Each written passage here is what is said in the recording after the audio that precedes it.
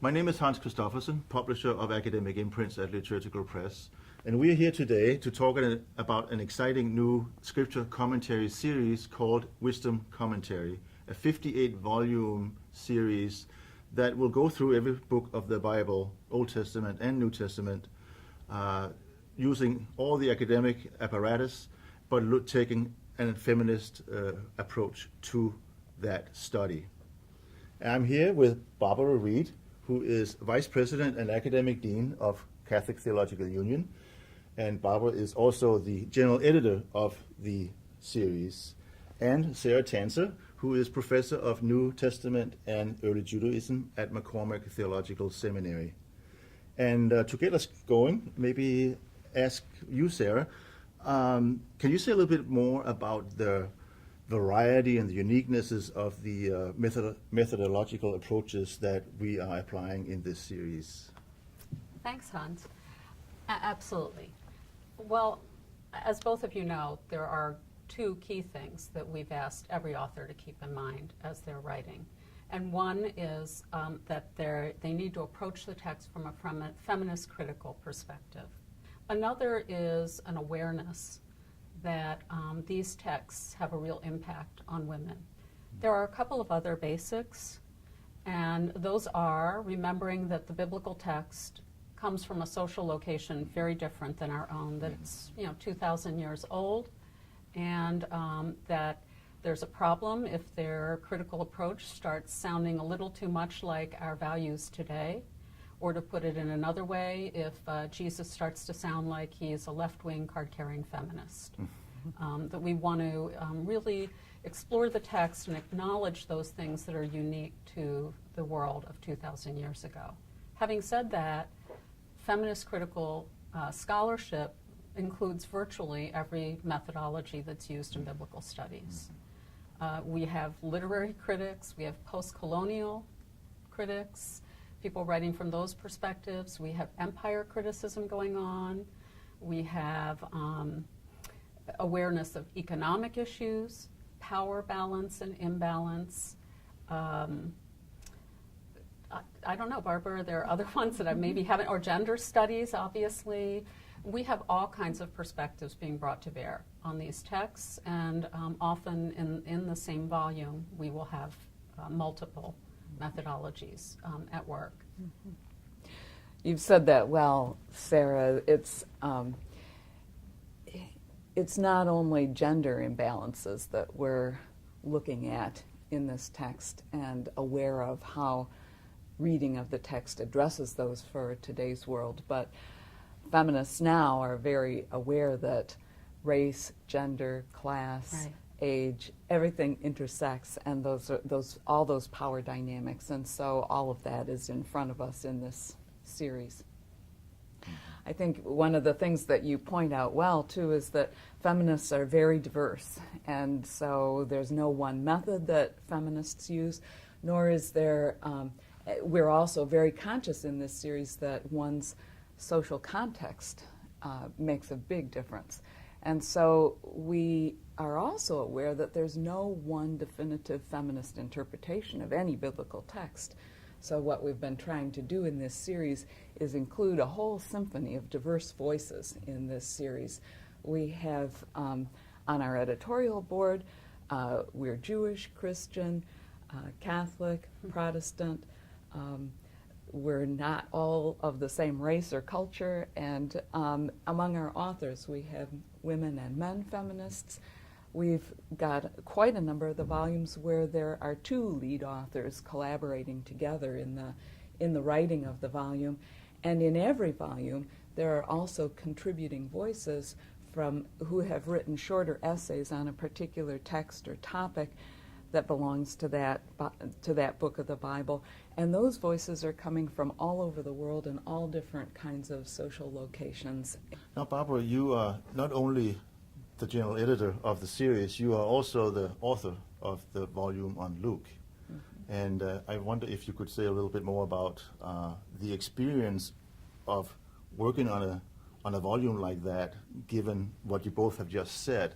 So, for example, how is it to discern what kind of contributing voices you might try to engage, and so on and so forth. You gave a little bit about the theoretical or the methodological background, but how do you then go out and find that person who can maybe write from that angle? Well, one of the fortunate things about having such a diverse editorial board is we also have contacts all over the world, and we're all scholars who are involved in the guild, in where we have the opportunity to meet scholars from all other parts of the world. But some of the voices too are our own graduate students. Most of us teach in schools of theology that have international students, and some of our contributors are some of our best students who are adding their lens. And so we've invited folks from many different contexts to contribute, old and young, some of the real groundbreakers in feminist biblical interpretation. So, for example, Athalia Brenner and Elizabeth Schussler-Fiorenza, who have been real pioneers in feminist biblical interpretation, are working with us on the series. And yet we also have quite a number of emerging new voices, beginning scholars who are making a significant contribution here. It's, I think, one of the most exciting things about this commentary series is it's not one person's voice interpreting the Gospel of Luke, for example. I'm very aware of my own limited perspective, but with the help of all the others who are contributing, then it adds such a richness to the interpretation, and it's been, I think, a very rewarding experience to be collaborating with the 10 members of the editorial board, and all of whom bring such a richness in diverse perspectives.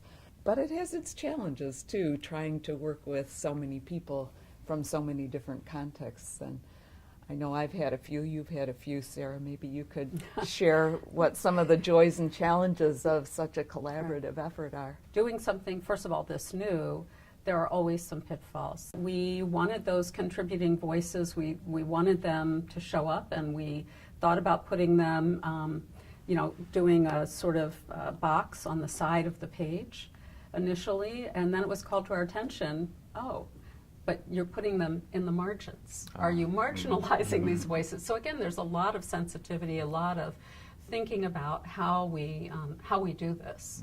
And that's been complicated. We've had collaborative efforts that have either fallen apart occasionally totally, or where sometimes the person who's collaborating, where I and or Barbara have had to say, this isn't a feminist, you're not writing a feminist critical commentary, would you be willing to adapt? Contributing voices, are they all scholars in their own right, or? Some are graduate students, and some are ministers in pastoral settings. Not all are biblical scholars, and some are poets and musicians, people in the arts.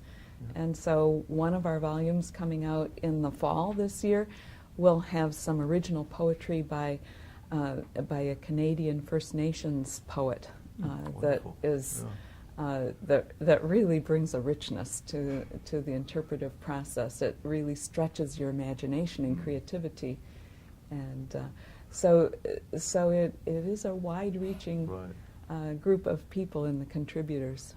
And occasionally the contributing voices are dead. That is, I have a volume where the person is writing on slavery and has chosen to incorporate some voices of women slaves from an earlier time period to help illuminate the situation in the New Testament.